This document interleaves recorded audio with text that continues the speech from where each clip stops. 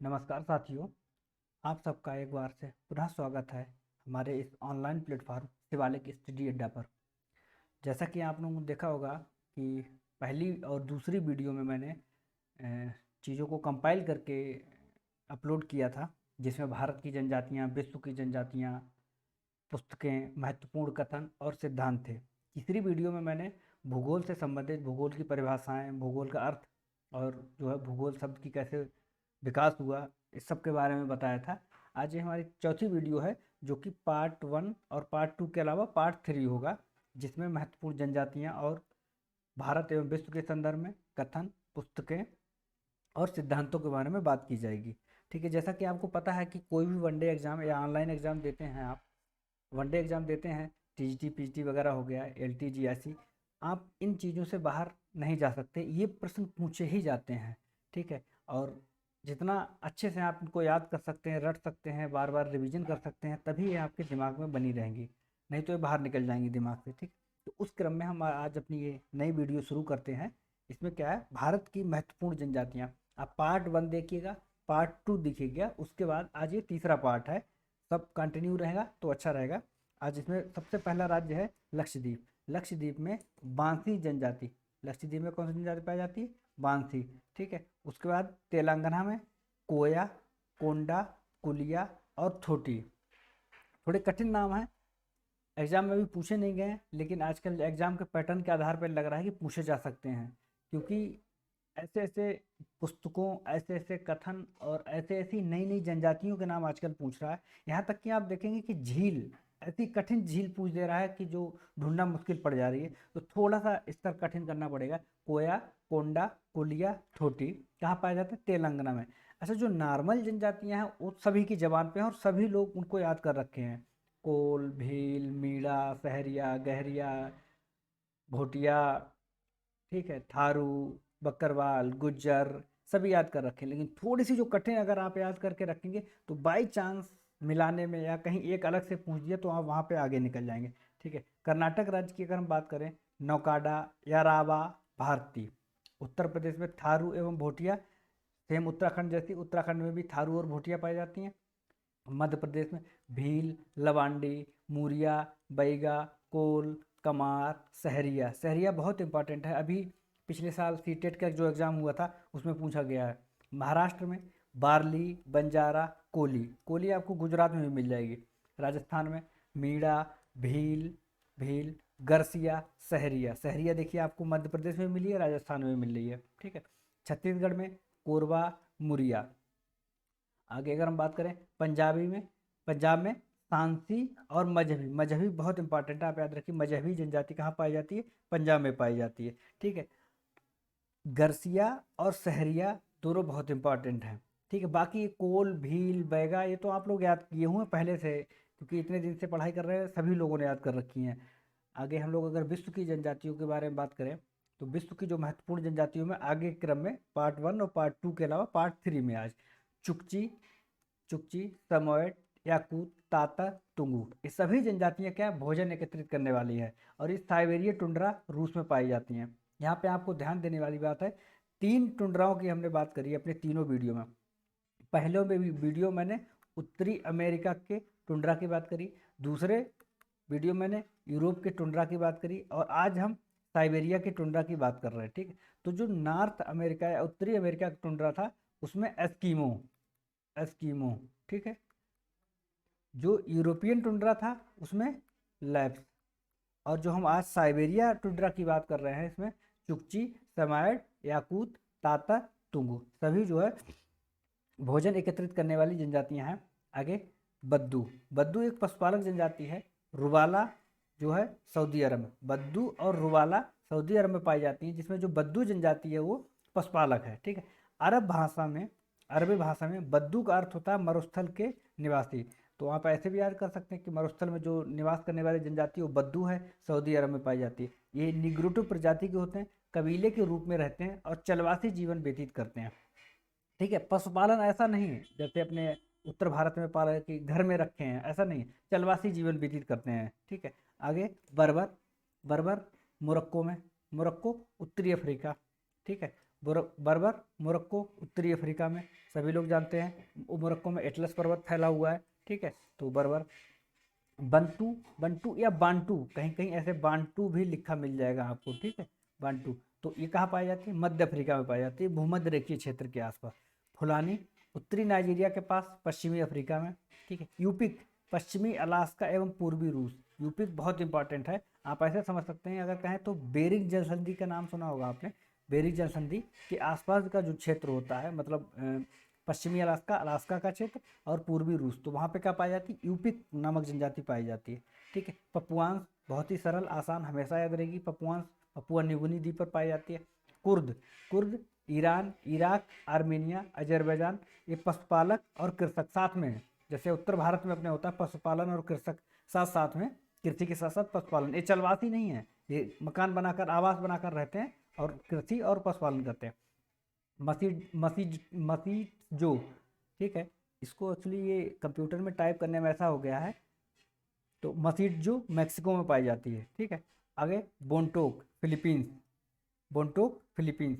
Oran Norway में, ठीक है। इंका, इंका, इंका सभ्यता से भी आप याद कर सकते हैं, दक्षिणी पश्चिमी Africa, Peru, Chile, Ecuador. Inca सभ्यता, सब माया सभ्यता का नाम सुना होगा आपने। ये तो इंका जो कहाँ पाई जाती है? दक्षिणी पश्चिमी अफ्रीका में पाई जाती, दक्षिणी पश्चिमी अमेरिका में पाई जाती है। और पेरू एवं चिली, इक्वाडोर जो एरिया पड़ता है। माया सभ्यता से अगर याद कर लें तो माया कहाँ? मध्य अमेरिका में, ठीक है, दक्षिणी मैक्सिको, ग्वाटेमाला, होंडुरास, ठीक है। बिंदुबू पश्चिमी ऑस्ट्रेलिया की जनजाति है, बिंदुबू, ठीक है। फेल्ला, फेल्ला कोई जनजाति नहीं है, ये मिस्र के जो खेतिहर मजदूर हैं, मिस्र के जो खेतिहर मजदूर हैं, उनको क्या कहा जाता है? फेल्लाह कहा जाता है। किक्यू, किक्यू केन्या की एक कृषक जाति है, किक्यू केन्या की एक कृषक जाति है। ये भारत एवं विश्व की महत्वपूर्ण जनजातियां हुई। आगे हम देखते हैं महत्वपूर्ण पुस्तकें, ठीक है। नंबर 1 पे है पायनियर फ्रिंग। पायनियर फ्रिंग किसकी? ईसा बोमैन की, ठीक है। पायनियर फ्रिंग ईसा बोमैन की, एकदम रट लीजिए, दिमाग में बैठा लीजिए। दूसरा जियोग्राफिक का, आप याद रखिएगा यहाँ वाला शब्द, बहुत कन्फ्यूजन। जियोग्राफिका स्ट्राबो की है, ठीक है, जियोग्राफिका स्ट्राबो, स्ट्राबो के। उसके बाद जियोग्राफिया, जियोग्राफिया जो शब्द है वो किसका है? टॉलमी महोदय का। जियोग्राफिया और जियोग्राफिका बहुत कन्फ्यूजन रहता है एग्जाम में। अच्छा, कहीं गलती से जो है गलत टाइप हो जाए तब भी प्रश्न गलत होने की संभावना रहती है। जियोग्राफिक का स्ट्राबो की है और जियोग्राफिया टॉलमी की है, ठीक है, आप याद रखिएगा। जियोग्राफिया जर्नलिस्ट बहुत ही प्रसिद्ध पुस्तक परनियस महोदय की है। The nature of cities, the nature of cities इसकी हैरिस एवं उलमैन, ठीक है। हैरिस एवं उलमैन का एक जो है नगरों से संबंधित सिद्धांत भी है, अगर आपको पता हो तो आप कमेंट करके बताइएगा। हैरिस एवं उलमैन के जो नगरों से संबंधित सिद्धांत है उसका नाम क्या है, ठीक है। The geography of town, the geography of town E Smailes की पुस्तक है ये। The pulse of Asia Huntington की पुस्तक है, बहुत ही प्रसिद्ध है। An outline of geography, an outline of geography P E James की पुस्तक है। An outline of geography P E James की पुस्तक है। आगे हम बात करेंगे the organisation of space in developing countries, the organisation of space in developing countries E A J Johnson, E A J Johnson की ये पुस्तक है, ठीक है। अगला है the new world, Isa woman, एक पुस्तक ऊपर और आई थी ईसा वुमन की, Pioneer फ्रिंग, Pioneer फ्रिंग, the new world Isa woman. आप देखिए फिर से अगर आपको याद है, पायनियर फ्रिंग, ठीक है, पायनियर फ्रिंग इसकी है ईसा वुमन की। और नीचे फिर एक पुस्तक हमें मिली ईसा वुमन की, क्या नाम है इसका? The new world, the new world, ठीक है, ईसा वुमन। ये 100 ईयर्स ऑफ जोग्राफी, ये 100 years of geography T W. Friedman. अगर आपने शायद पीजीटी का एग्जाम पिछली बार जो हुआ था उसमें ये प्रश्न आया था, ये 100 years of geography T W. Friedman का, ठीक है, टी.डब्ल्यू. फ्रीडमैन। अगला geography of 20th century, geography of 20th century Griffith Taylor की बहुत ही प्रसिद्ध पुस्तक है, एकदम दिमाग में बैठा कर रखनी है, गलती से भी नहीं भूलना है, ठीक है। आगे वाकर कुंडे, वाकर कुंडे एफ रेडजेल, फ्रेडरिक रेडजेल की पुस्तक है। इसको जो अगर हिंदी रूपांतरण या इसमें किस चीज़ की चर्चा की गई है तो मानव जाति का इतिहास बताया गया है किसमें? वाकर कुंडे में। और मानव जाति से संबंधित रेडजेल महोदय का महत्वपूर्ण योगदान है, तो आप ऐसे याद कर सकते हैं। अगला 34 नंबर आर्ट कुंडे, आर्ट कुंडे किसकी है? कार्ल रिटर की, कार्ल रिटर महोदय की बहुत प्रसिद्ध पुस्तक एड कुंडे। उसका geography of modern synthesis, geography of modern synthesis एकदम रट जाना है, पीटर हैगेट महोदय की, ठीक है। Makers of modern geography, makers of modern geography किसकी पुस्तक है? R.E. Dickinson, R.E. डिकिंसन, ठीक है। अगला ला ज्योग्राफी ह्यूमनी, ला ज्योग्राफी ह्यूमनी, अगर इसको इंग्लिश भाषा में रूपांतरण है तो ह्यूमन ज्योग्राफी किसकी है? जे ब्रून्स की पुस्तक है, ठीक है। तो ये कुछ पुस्तकें हो गई थी जो कि TGT, GIC, ALT, assistant professor, net JRF और DSSB, KBS, NBS और PGT, ठीक है। इतने एग्जाम में तो ये पुस्तकें कभी भी पूछी जा सकती हैं, क्योंकि इनमें कोई ऐसा सिलेबस नहीं है कि जो सिलेबस में 4-5 नाम लिख रखे हैं विद्वानों से उन्हीं से संबंधित पुस्तकें पूछी जाएंगी। अच्छा, ये तो एक लिस्ट है जो हमारे पास उपलब्ध है। इसके अलावा बहुत सारे ऐसे सिद्धांत जो पढ़ाए जाएंगे उनकी भी बुक्स होती हैं, ठीक है, कि ये सिद्धांत इस बुक में वर्णित है या इस विद्वान ने ये पुस्तक लिखी जिसमें ये बात कही गई है, ठीक है। तो कुछ पुस्तकें और हमें मिलेंगी जो आगे सिद्धांत पढ़ते समय हमें मिलेंगी, ठीक है। जैसे डेविस की बुक का कोई नाम नहीं है, पेंग की बुक का कोई नाम नहीं लिखा है इस लिस्ट में, ठीक है। तो जब हम डेविस का सिद्धांत पढ़ेंगे तो उनकी बुक की चर्चा होगी तो वहाँ भी याद हो जाएगा, ठीक है। तो ये ह्यूमन ज्योग्राफी किसकी है? जीन ब्रून्स की पुस्तक है, ठीक है। आगे अगर हम बात करते हैं महत्वपूर्ण कथन, महत्वपूर्ण कथन ये तीसरा पार्ट है। 2 पार्ट पहले हो चुके हैं, जिन्होंने पहले 2 पार्ट नहीं देखे हैं वो हमारे चैनल पे जाकर के देख सकते हैं। महत्वपूर्ण कथन सबसे प्रसिद्ध और सभी एग्जाम में पूछा जा चुका है मुझे लगता है ये, मनुष्य पृथ्वी तल की उपज है इसी सैंपल, मनुष्य पृथ्वी तल की उपज है इसी सैंपल, ठीक है। कहीं कोई अनिवार्यता नहीं, सर्वत्र संभावना है, संभावना शब्द आ गया लुसियन फैब्रे, ठीक है। भूतल पर समान प्रकार की जलवायु में सभी जगह समान प्रकार की वनस्पति होती है, ठीक है। हम्बोल्ट महोदय जलवायु और किसमें? वनस्पति में संबंध बताया है, किसने? जलवायु और वनस्पति में संबंध बताया किसने? हम्बोल्ट महोदय ने। भूतल पर समान प्रकार की जलवायु में सभी जगह समान प्रकार की वनस्पति होती है, ठीक है, हम्बोल्ट महोदय का कथन है। ऐसे ही आप की पॉइंट पकड़ के अगर याद करेंगे तो स्टेटमेंट को, ये स्टेटमेंट याद ही नहीं करना पड़ेगा, जैसे ही स्टेटमेंट आपके सामने आएगा आप उसको क्लिक कर जाएंगे, ठीक है। लेकिन आपको की पॉइंट पकड़ना होगा। हर स्टेटमेंट में कोई ना कोई ऐसा की पॉइंट होता है, क्योंकि जो विज्ञान जिस विचारधारा या जिस स्कूल से जो है संबंधित होता है उसी जो है संबंधित व्याख्या प्रस्तुत करता है, तो वो कीवर्ड होगा ही होगा उसमें। भूगोल भूदृश्य आकारिकी का कालक्रम विज्ञान है, कार्ल सावर महोदय का, ठीक। अब भूदृश्य शब्द आ गया ना, भूदृश्य हमेशा कार्ल सावर के साथ ही देखा जाएगा, ठीक है। भारत आदर्श ग्रामीण बस्तियों का उत्तम उदाहरण प्रस्तुत करता है, फ्रेंच एवं ट्रिवाता। भारत आदर्श ग्रामीण बस्तियों का उत्तम उदाहरण प्रस्तुत करता है, ये फ्रेंच एवं ट्रिवार्था ने दिया था। सर्वप्रथम किस यूनानी दार्शनिक ने कहा कि पृथ्वी एक समतल तस्तरी नहीं बल्कि गोल पिंड है? ये अरस्तु महोदय का कथन है, बहुत ही इंपॉर्टेंट है। अच्छा, जो यूनानी विद्वान थे उसमें होमर महोदय ने पृथ्वी को तस्तरी नुमा बताया है ना, तो और अरस्तु महोदय उनके बाद आते हैं, होमर, एनाक्सिमेंडर, थेल्स, ऐसे आप पढ़ते जाएंगे तो आपको अरस्तु महोदय का नाम मिलेगा। तो अरस्तु महोदय ने ये बात बताई थी उनके बाद कि जो हमारी पृथ्वी है वो तस्तरी नुमा नहीं बल्कि कैसी है? एक गोल पिंड है, ठीक है। अगले देखते हैं हम कौन सा कथन है। भूगोल वह विज्ञान है जो मानचित्र बनाने की कला से संबंधित है। भूगोल वह विज्ञान है जो मानचित्र बनाने की कला से संबंधित है, ये किसका? टालमी महोदय का कथन है। टालमी महोदय का मानचित्र कला में महत्वपूर्ण योगदान है, इसलिए अगर ऐसा कोई स्टेटमेंट आता है तो आप टालमी महोदय को टिक कर सकते हैं, ठीक है। विकल्प में देखिए, अब जैसे मान लीजिए विकल्प में टालमी महोदय का नाम दिया है, ठीक है, और बाकी जैसे AK लॉबेक दे दिया, HF रीड दे दिया, तो पढ़ते पढ़ते इतना अनुमान लग जाता है हमें कि किस विद्वान का किस विचारधारा से संबंध है, ठीक है। अब AK लॉबेक का नाम आता है तो वैसे दिमाग में आ जाना चाहिए AK लॉबेक जियोमॉर्फोलॉजी से संबंधित है, ठीक है, तो वो मानचित्र की बात नहीं कर रहे होंगे, ठीक। आगे हम देखते हैं, दक्षिणी गोलार्ध में महासागर, उत्तरी गोलार्ध में स्थलीय भाग है। दक्षिणी गोलार्ध में अधिकांश भाग पर महासागर और उत्तरी गोलार्ध में स्थलीय भाग है, ये बात कही है अल मकदीसी ने, ठीक है, अरब भूगोलवेत्ता अल मकदीसी ने कही। किसी एक चट्टान को उसके पर्यावरण उत्पादन के रूप में समझना चाहिए, जब पर्यावरण में परिवर्तन होता है तो चट्टान भी परिवर्तित हो जाती है। ये कथन किसका है? AK लॉबेक का। AK लॉबेक का कथन है, पृथ्वी के आंतरिक भाग में तनाव शक्ति जनित भ्रंश के कारण भूकंप आते हैं। पृथ्वी के आंतरिक भाग में तनाव शक्ति जनित भ्रंश के कारण भूकंप आते हैं HF रीड का।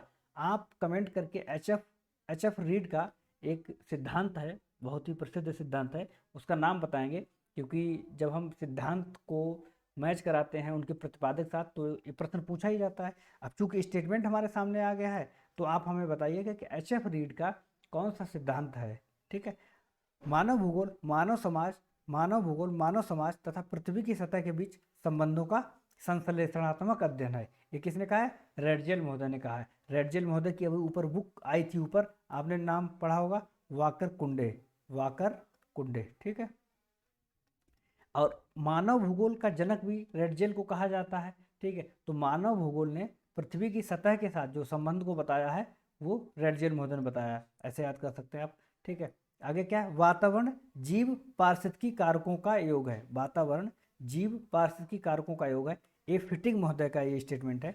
भूगोल गणितीय संबंधों का विज्ञान है और अन्य सभी कोरियोग्राफी है। तालिमी महोदय का एक बार फिर से स्टेटमेंट आ गया, ऊपर भी एक स्टेटमेंट था मानचित्र कला से संबंधित था और यहाँ पर गणित से संबंधित आ गया। ठीक है, ये आप देख सकते हैं, फिर से रिवीजन हो जाएगा आपका। भूगोल वह विज्ञान है जो मानचित्र बनाने की कला से संबंधित है, मानचित्र बनाने की कला संबंधित है। और नीचे उन्होंने कौन सा स्टेटमेंट दिया?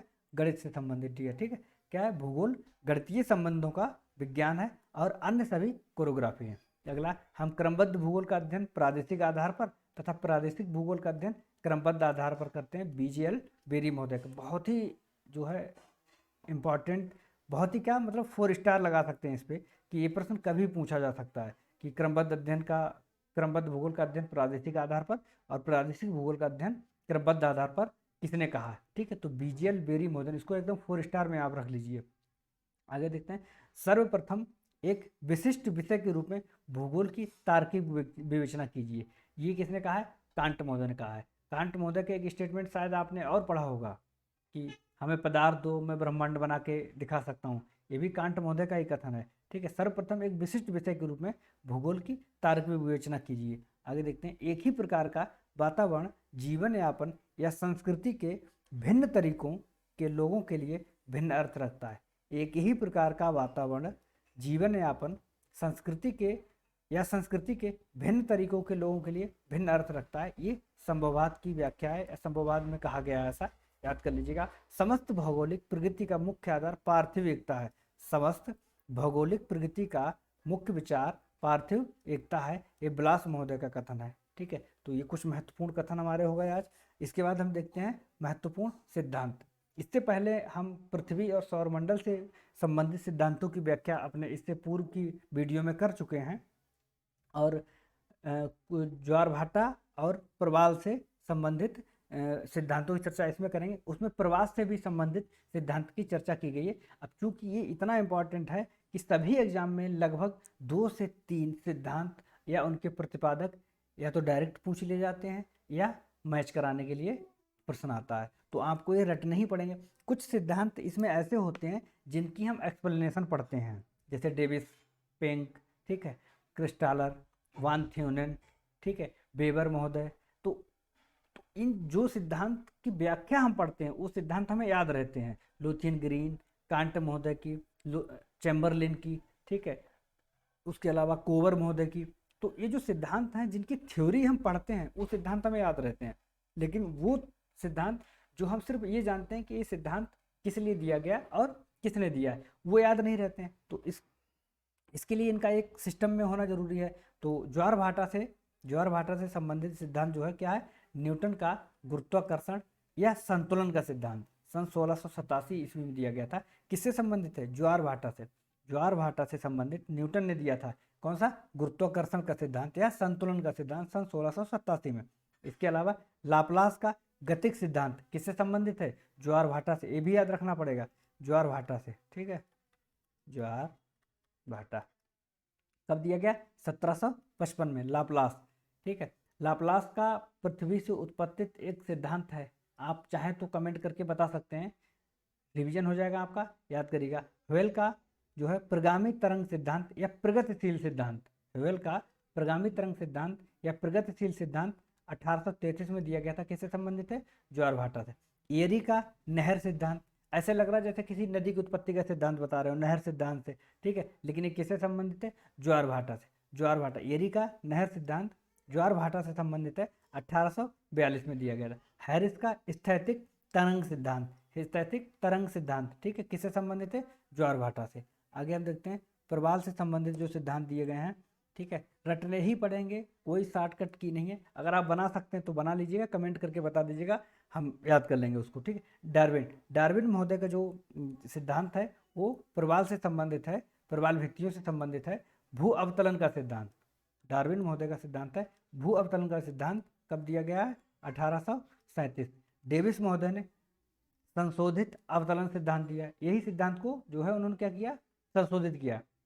अगला क्या है? मर्रे महोदय का स्थिर स्थल सिद्धांत सन 1880 में दिया गया है। स्थिर स्थल सिद्धांत 1880 में दिया गया है। दिल्ली का हिमानी नियंत्रण सिद्धांत 1915 में दिया गया। तो प्रवाल और ज्वार भाटा से संबंधित सिद्धांत थे। कुल 9 सिद्धांत हैं, 5 ज्वार भाटा में है और 4 प्रवाल में है। आप एक बात याद रखिएगा कि आपने सिद्धांत तो याद कर लिए, आप साथ में ये भी याद रखिएगा कि ये प्रवाल से संबंधित है या ज्वार भाटा से संबंधित है। अगर आपने पिछली बार एक पेपर दिया होगा तो उसमें एक ऐसा प्रश्न पूछा था कि 3 जो सिद्धांत थे वो एक चीज से संबंधित थे, सही थे चारों सिद्धांत और उनके प्रतिपादक आपस में मैच कर रहे थे, लेकिन पूछा था इनमें से कौन सा भिन्न है या कौन सा गलत है। अब हुआ क्या था कि 3 एक चीज से संबंधित सिद्धांत थे और एक उसमें अलग से डाला गया था जो कि गलत था, ठीक है। अब मान लीजिए 3 सिद्धांत प्रवाल से संबंधित दे दिए ना और एक ज्वार भाटा से, उनके सारे प्रतिपादक और सिद्धांतों के नाम सही दे दिए जाएं तो थोड़ा सा कन्फ्यूजन बना रहेगा कि प्रश्न तो सही पूछ रहा है, प्रतिपादक और उनके सिद्धांतों के नाम सही हैं तो गलत क्या है। फिर दिमाग लगाना पड़ेगा कि नहीं, जो 3 हैं वो हमारे प्रवाल से संबंधित हैं या ज्वार भाटा से संबंधित हैं, एक जो एक्स्ट्रा है वही गलत हो सकता है, ठीक है। ऐसा प्रश्न पूछा था, अगली वीडियो में हम उसको बता देंगे, चर्चा करेंगे कि कौन सा प्रश्न था और किस एग्जाम में पूछा गया था, ठीक है। वीडियो को अंतिम समय से देखने के लिए बहुत बहुत धन्यवाद। अगर आपको वीडियो हमारी पसंद आ रही हो तो प्लीज़ इसको लाइक करिए, शेयर करिए और चैनल को सब्सक्राइब करिए। बहुत बहुत धन्यवाद वीडियो देखने के लिए।